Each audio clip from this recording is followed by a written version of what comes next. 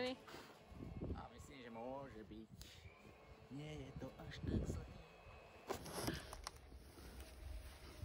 Čo robíš? Ja makám, kým vy ešte spíte. Či už spíte. Lebo my stále pracujeme aj v noci.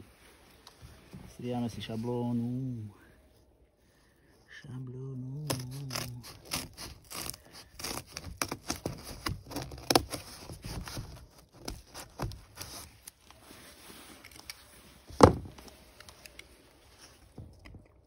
Tak si tu montujem zatiaľ už napevno podlahu a podlahu rošt.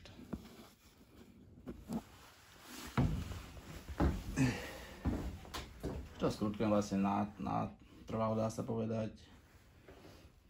Skrutky. Na skrutky dávam ešte takéto lepidlo poisťovacie pre istotu. Vlastne to je na otrasy, proti otrasom. A čo to aj podliepam mamutom. Nech to vlastne aj kvôli vibráciám. Nech tam ešte nejaká vlastne akoby vrstva.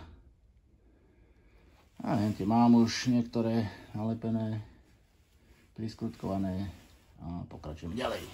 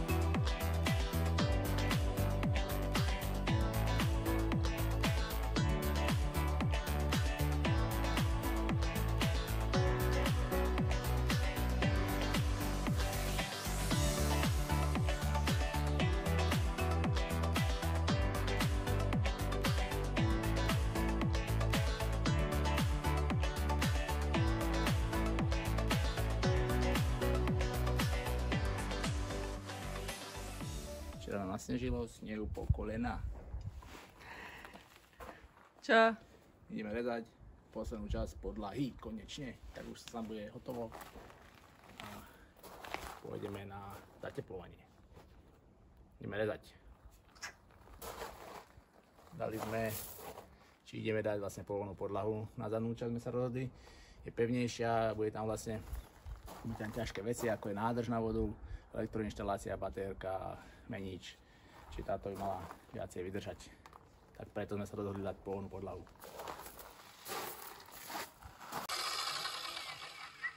Asistentku, potrebuješ šarmátnu asistentku? Tak kúzelník, ideme čarovať. A došla, bude to také, vieš, rozhejgané, vidíš, také... Ja nemám okuláry. Ale verím, máš.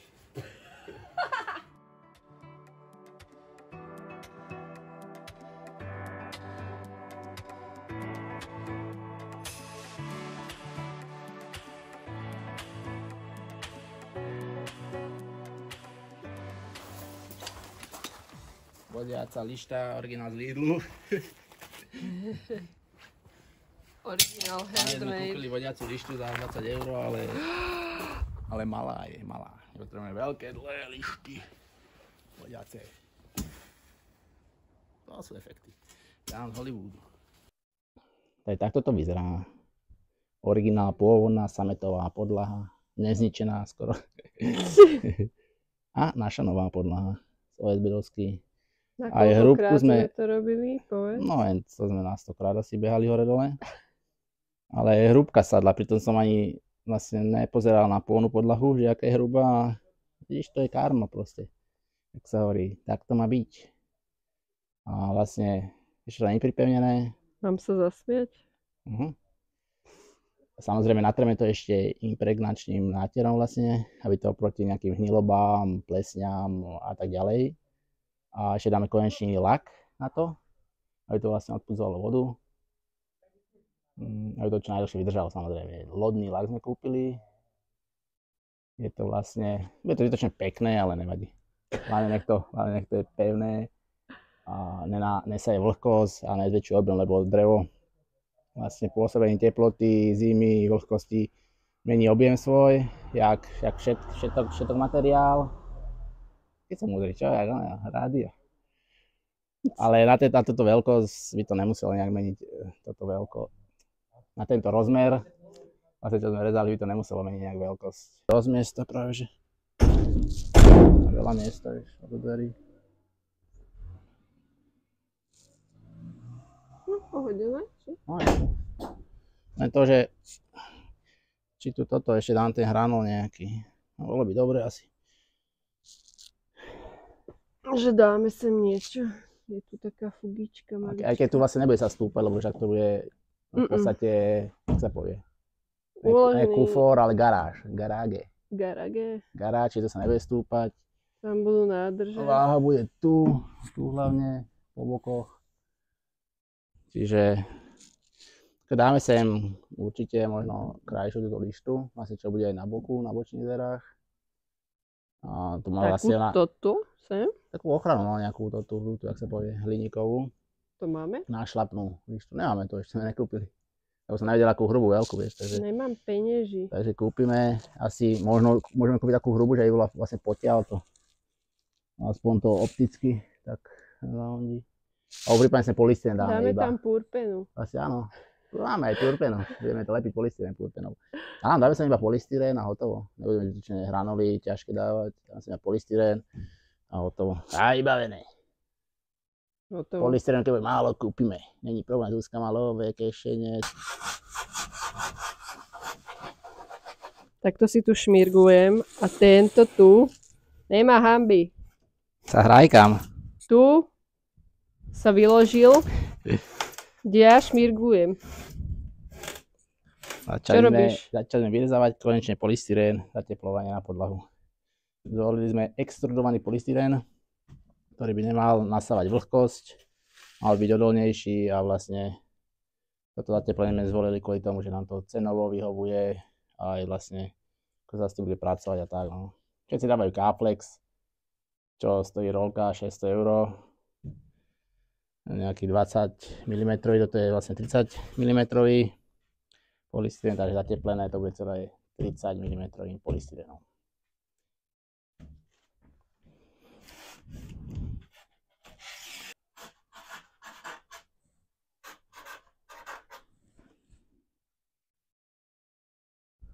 Tak toto nejako vyzerá, no.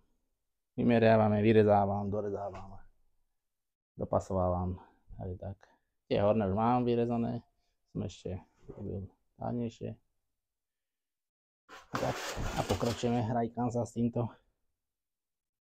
Skladáš ako skladačku? Skladám Tetris. Načím by som vedel, ktorý kam ide. Takto meriame, ledva vidí, ale má operované oči, tak asi vidí viac ako ja. Tomu ver. Takto to bude vyzerať pri meraní v tme, hlavne, že si dostal takú lampu poradnú, ale na čo by si ju použil? Takže lakovanie podlahy.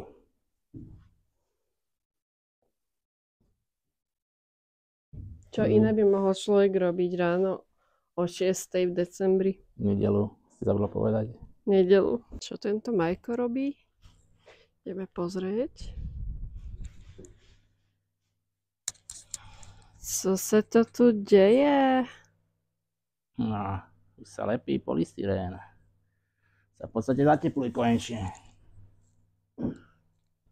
Konečne niečo viditeľné.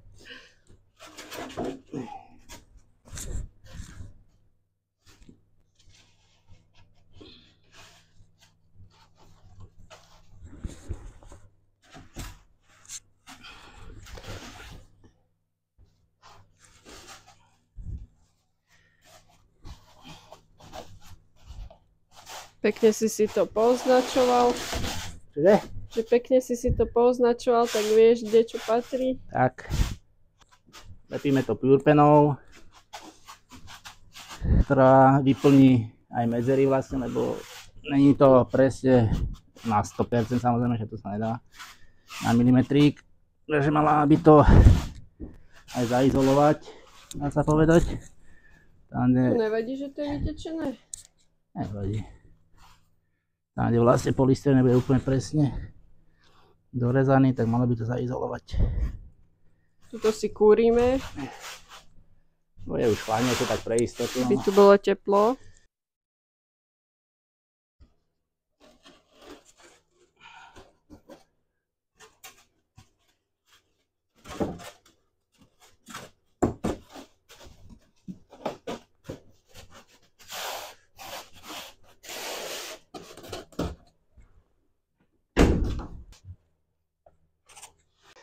...4 metre je úložná plocha.